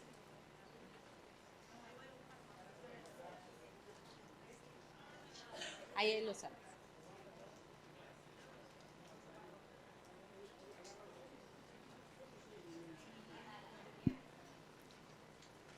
Muy bien, ¿estamos? ¿Sí? Muy bien. La pintura la tienen ahí en el cuadernillo, pero igual se las vamos a proyectar en la pantalla, ¿sí? Algunos ya la vieron alguna vez, la hemos trabajado, para otros va a ser nueva. Y nosotras le vamos a dar un par de minutitos para que ustedes la vean, la analicen y traten de memorizar cada una de sus partes, ¿sí? Para esto pueden usar técnicas espaciales, ver qué hay en una esquina, qué hay en la otra, qué hay arriba, qué hay abajo. Técnicas más de separar categorías, ver si hay seres vivos, ¿sí?, cuántos hay, si hay objetos, si hay edificios, qué hay proyectado en el agua, si hay plantas, qué hay a la derecha, qué hay a la izquierda. Pueden armar una historia o un relato. ¿Vieron? Los interrumpo como les vengo haciendo siempre. Últimamente se me quejan que les hablo mientras están haciendo el ejercicio. Les digo, es para hacerlo más difícil. Pueden armar una historia de qué está pasando, armar un relato. Todas esas son técnicas que vamos trabajando en los talleres que nos ayudan a memorizar las cosas que están pasando. ¿Sí? No ponen nada, lo miran en la pantalla, lo memorizan, no escriben nada en ningún lado. Todavía la lapicera cerradita. Por ahora van mirando, estudiando la imagen, qué hay en el cielo, hay algo volando, hay algo en el agua, hay algo en el piso. No, voy a seguir hablando. Muy bien, ¿estamos todos? ¿Sí? Damos vuelta a la hoja, no la vemos más. ¿Sí? Se nos va a escapar. Ni se les ocurra dar vuelta a la hojita, ¿eh? No quiero ver a nadie moviendo. Y vamos a hacer el siguiente ejercicio. En la siguiente hoja van a tener un cuadrito, ¿sí? Y ahí me van a escribir 10 colores. Dice frutas, pero porque yo estaba dormida ese día. Colores. Ya me conocen, ya saben que es así. Escribo una cosa y digo otra. Colores. No, cualquier color. Colores que se le ocurran. Vamos a practicar el lenguaje. Cualquier color que se les... No, cualquier color. Dice fruta, pero son colores. Sí, lo hice yo, por eso. No, del dibujo no. Colores que se les ocurran. Vean a su alrededor. ¿Sí? Colores. Solo colores. No, solo colores. Los colores que tengan ganas. Los que les gusten, los que no les gusten. Quiero 10 colores. Colores clásicos. No me van a escribir borrabino, color limón. No. Colores clásicos. ¿Por qué? Porque después vamos a hacer un bingo y si me ponen color borrabino no va a aparecer en la pantalla.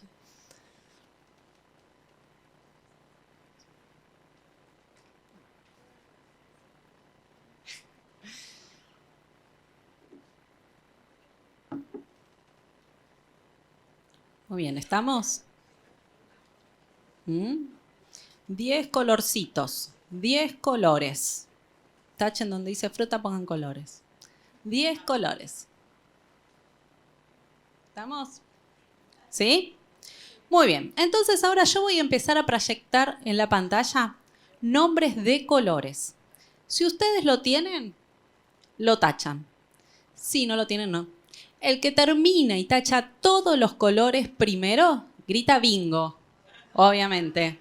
¿Sí? Vamos a hacer un bingo de colores. Entonces, el primer color que aparece es el verde. ¿Tienen verde? Sí. Muy bien. Naranja, anaranjado. ¿Violeta?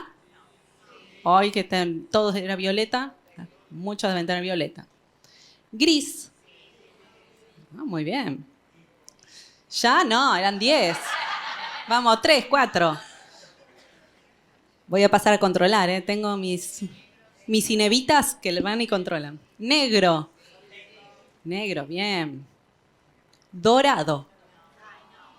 ¿Alguien puso dorado? Ah, sí, algunos por ahí sí. Muy bien. Blanco. Dorado, dije. Blanco. Blanco más común. Rosa o fucsia. ¿Sí? Rosa o... Sí, rosa, fucsia, rosa. No, todavía no. Turquesa. No, turquesa. Ahí vino el plateado, para los que lo pedían. Celeste, ahí lo tienen. Marrón. ¿A quién le falta uno? Bien. ¿Quién le falta 2? ¿A quién le falta 3? Vamos al que sigue. Bordo. Nadie, bordo. Azul. ¿Alguien tiene bico? Amarillo. ¿Bingo? Muy bien, bingo. Y me falta un color. rojo. Muy bien. Estos que hicimos fueron ejercicios. El primero de lenguaje, ¿sí? Que estuvimos trabajando el lenguaje, que nos salgan las palabras. Y ahora trabajamos un poquito la atención, la concentración. Tengo que estar pendiente de lo que me están diciendo y buscando en mi hoja a ver si yo los escribí. Y además me sirvió para distraerlos, porque si se fijan abajo de donde tuvieron que escribir los colores, les van a aparecer unas preguntas sobre la pintura que vimos antes. ¿Sí?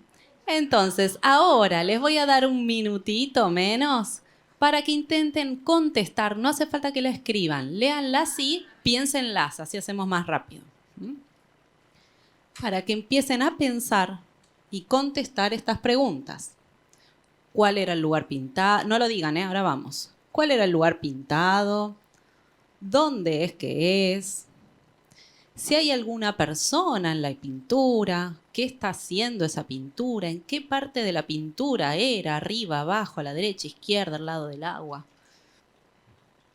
Si hay animales, ¿cuántos? ¿Dónde están? Si había plantas, si reconocen alguna de esas plantas, había árboles, plantitas. Si había algún edificio, si hay uno que es reconocido, pero hay otro más, me parece, por ahí. Y si recuerdan algo más que hubiera en la pintura y yo no pregunté. Muy bien. ¿Estamos listos para contestar? Muy bien. Yo voy a ir diciendo las preguntas y levantan la mano el que quiera responder, ¿sí? Y les pasamos el micrófono y responden, ¿sí? La primera era si reconocen el lugar pintado y dónde es que está.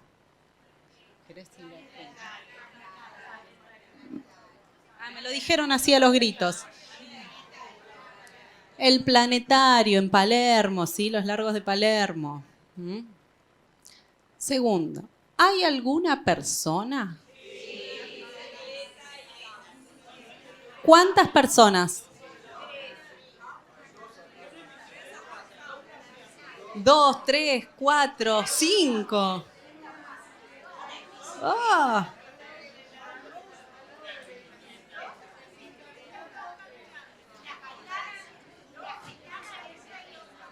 Uy, qué discusión. Hay 3 caminando, 3 andando en bicicleta, 2 paseando, 2... Vamos a ver.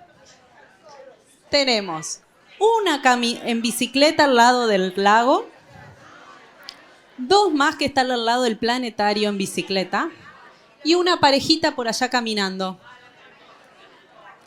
¿Cuántas hay? 5, muy bien por allá atrás que me hacían 5 con la mano ahí. Pensé que me estaban queriendo chocar, pero eran 5. Muy bien. Eran chiquitas. No las quisimos ver para que no nos dé vergüenza. Animales. ¿Cuántos animales había? ¿Qué animales había primero? Patos.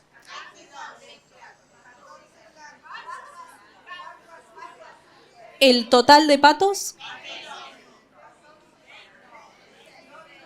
20, 22, 23, 25. Miren. Tenemos 4 azulitos. 9 patitos blancos que están de este lado y 7 blanquitos de allá. Y 5 que están ahí entre las plantitas de abajo.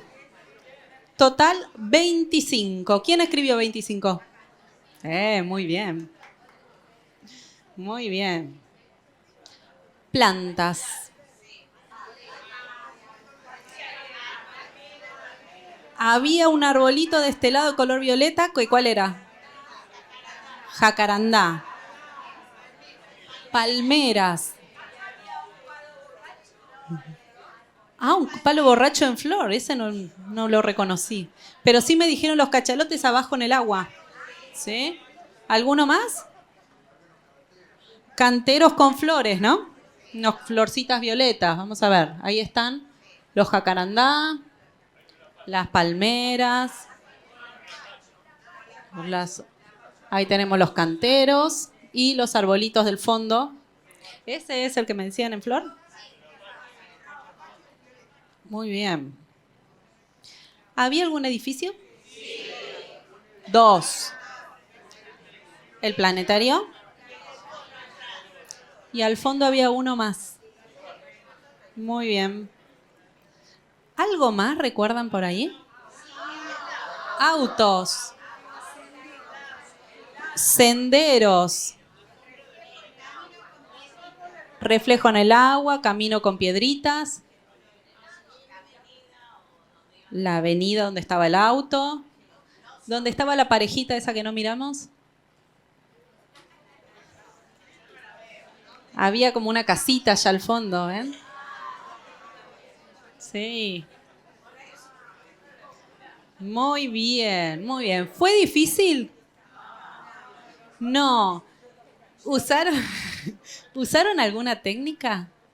¿Qué le fue más fácil, acordarse visualmente o razonar la imagen? Muy bien. Les cuento que esta pintora no fue la única vez que pintó esta pintura o este paisaje.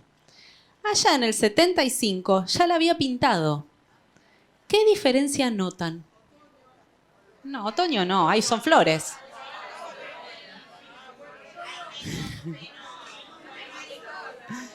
Muchas flores por todos lados, mariposas, más gente. Ya no son patos, son cisnes. ¿Vieron? Hay más autos, los autos son más antiguos. Solo está el planetario, no está el otro edificio. Muy bien. La volvió a pintar. ¿Qué cambió acá? ¿Le hizo palomas o flores ahí en el fondo?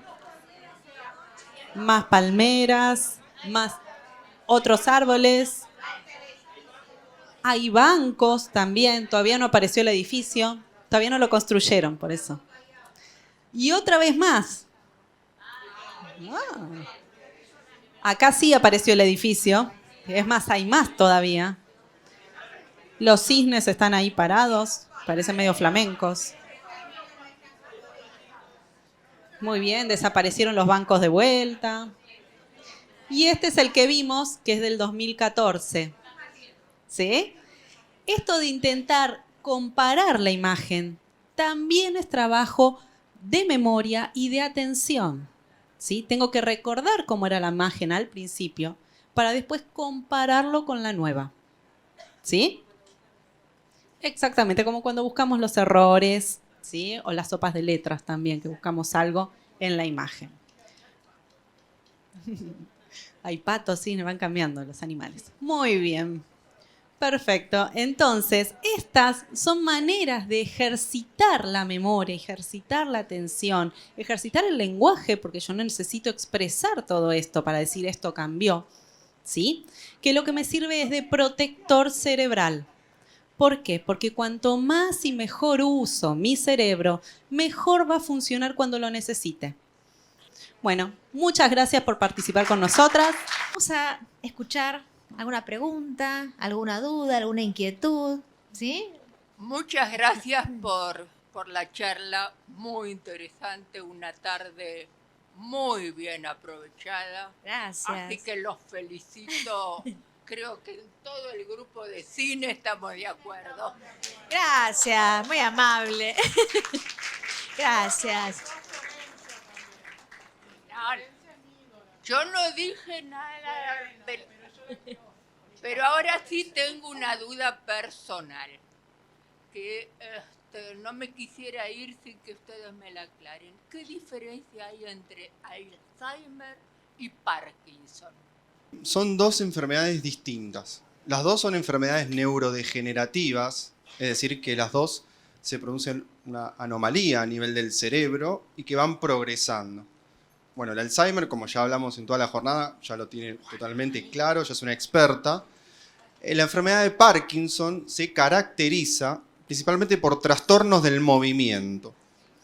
Temblor, principalmente un temblor en reposo. Rigidez, la persona se vuelve más rígida, le cuesta moverse, le cuesta pararse, ¿sí?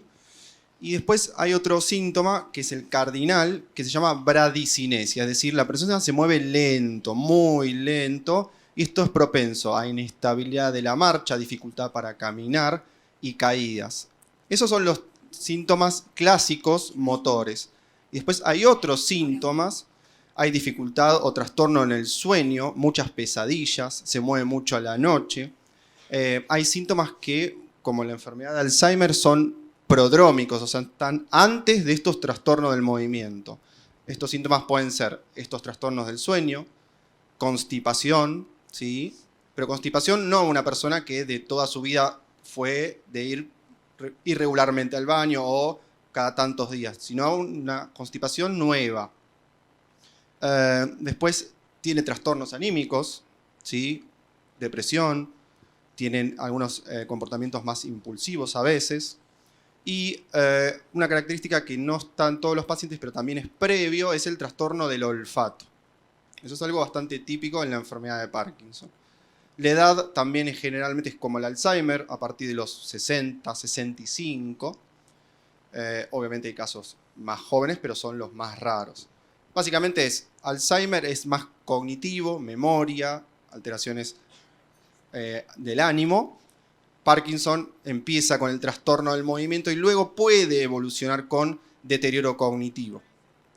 Principalmente el deterioro cognitivo es distinto a la enfermedad de Alzheimer, que es más de la memoria o del lenguaje.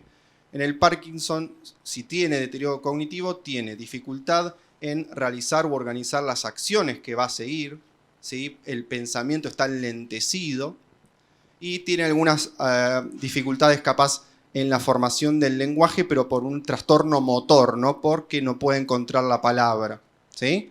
Básicamente, como un resumen, son esas dos las diferencias. Una consulta, ¿la depresión es propenso a tener Alzheimer? ¿Es personal? ¿Sí? Ah, bueno, porque yo me hice un test neurocognitivo acá y me salió... Bueno, pero no quiere decir que todas las depresiones generen Alzheimer. No. Si bien hay un aumento de las posibilidades, sí, esto es re importante que remarcárselos. No todos los eventos depresivos o los episodios depresivos van a generar un Alzheimer, no, para nada. La pregunta es, ¿cómo se aborda? Porque ¿cómo se sabe si son los síntomas del estrés postraumático no tratado? Porque la psicología, acá, por lo menos en la Argentina, no hay un enfoque al trastorno, a la víctima, por ejemplo, de un psicópata integrado. Yo te puedo contestar cómo hacer, es muy importante hacer un diagnóstico diferencial, son cuadros diferentes. El estrés postraumático tiene criterios específicos en donde se vive un evento que para la persona es vivido como traumático y después tiene que pasar por lo menos un mes de que haya pasado ese evento, empieza con síntomas que pueden ser depresión, ansiedad, trastornos del sueño, puede tener alteraciones de la memoria, pero eso no tiene que ver con la clínica de una demencia, que es lo que estamos hablando hoy. Son dos cuadros diferentes y el diagnóstico diferencial lo tiene que hacer el psiquiatra. Los mareos que son esporádicos que tengo y tengo acentuado falta de memoria, ¿incrementan esos mareos la falta de memoria? ¿Es un síntoma también? En realidad son dos cosas diferentes, ¿no? Generalmente la memoria no tiene por qué ir acompañada de un mareo, ¿no? Habría que evaluar qué está pasando con el mareo. En general, estos cuadros no asocian ningún mareo ni ningún trastorno vestibular. Entonces, creo que también es importante la consulta con el neurólogo o con el otorrino, porque una de las causas más frecuentes es que tal vez pueda estar teniendo un problema otovestibular, que puede darle, ¿sí?, los famosos otolitos o un tapón de cera o algo que le puede estar alterando el equilibrio. Entonces, como son cosas diferentes, a veces pueden coexistir, como todo en la vida, nunca está aislado, ¿no? Entonces, a veces uno puede ser hipertenso, puede ser diabético y además tener problemas en la memoria. Y uno puede empezar a tener problemas en la memoria y además marearse, pero por otra causa en general. No suele ser por esta enfermedad degenerativa, pero está bueno que consulte. Puede ser un remedio también, ¿eh? Algún fármaco, algún evento adverso. Si lo ha tomado recientemente y ese mareo empezó justo con el inicio de un fármaco, tal vez sea un evento adverso, ¿sí?, de ese fármaco. ¿Tá? Entonces, eso también es importante decirle al médico en la consulta. Entonces, Julián, si querés. No, básicamente, similar a lo que dijo la doctora Serrano, no es un síntoma característico de esta enfermedad.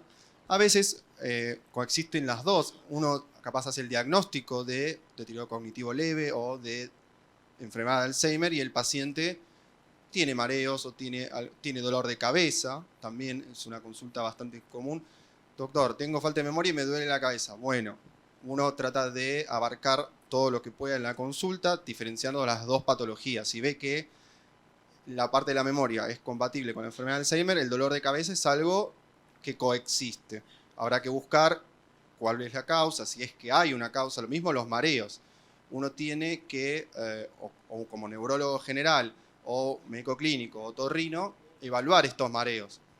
¿Sí? El síntoma mareo es algo bastante inespecífico. Ahí en la consulta se preguntará, ¿le gira la habitación? ¿Se siente inestable? ¿Tiene algún otro síntoma asociado? Pero relacionado a la enfermedad de Alzheimer no es un síntoma característico, y muy importante también el tema de la medicación.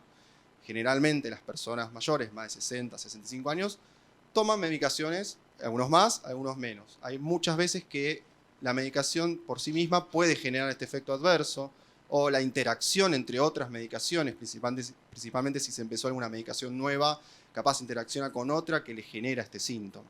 ¿Sí? A mí me interesaba hacer esta pregunta. Cuando habló el doctor Julián sobre los factores genéticos que dijo APOE 4, me gustaría preguntarle si se puede estudiar en forma anticipada eso o en forma precoz. Y la otra pregunta, así ya entrego el micrófono, es que a veces, por ejemplo, a mí me pasa que me olvido de dónde dejé algo y no lo recuerdo hasta después pasado un buen rato. Lo que hago es volver al camino inicial y nuevamente recomenzar. Gracias y los Bien. felicito. Gracias.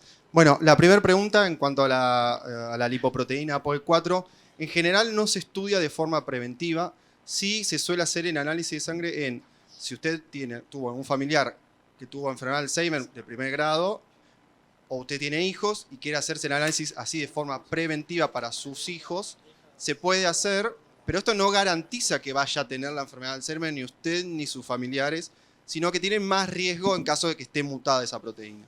¿Sí? Pero no se hace de forma rutinaria. Y lo otro era, como dijo la doctora Serrano, usted puede volver hacia atrás en sus pasos y buscar la estrategia y forma de recordar dónde dejó el objeto. Eso es algo benigno, es algo que le puede pasar a una persona de 20 años, 30, 60, 80 y no pasa nada. Les quiero contar dos palabras. Hay cosas que fuimos mencionando durante la charla que dijimos que era importante. Interacción social, actividad física, musicoterapia, terapia ocupacional. Todo eso lo tiene el Hospital de Día Cognitivo Dineva. Es un dispositivo que funciona de lunes a viernes, de 9 a 13 horas, para pacientes con deterioro cognitivo a causa de algún tipo de demencia. Y hacemos estas actividades durante toda la jornada. Y lo más importante es que son actividades grupales y la sociabilización. Se hacen amigos, vienen contentos, tienen una rutina. Bueno, eso les quería contar.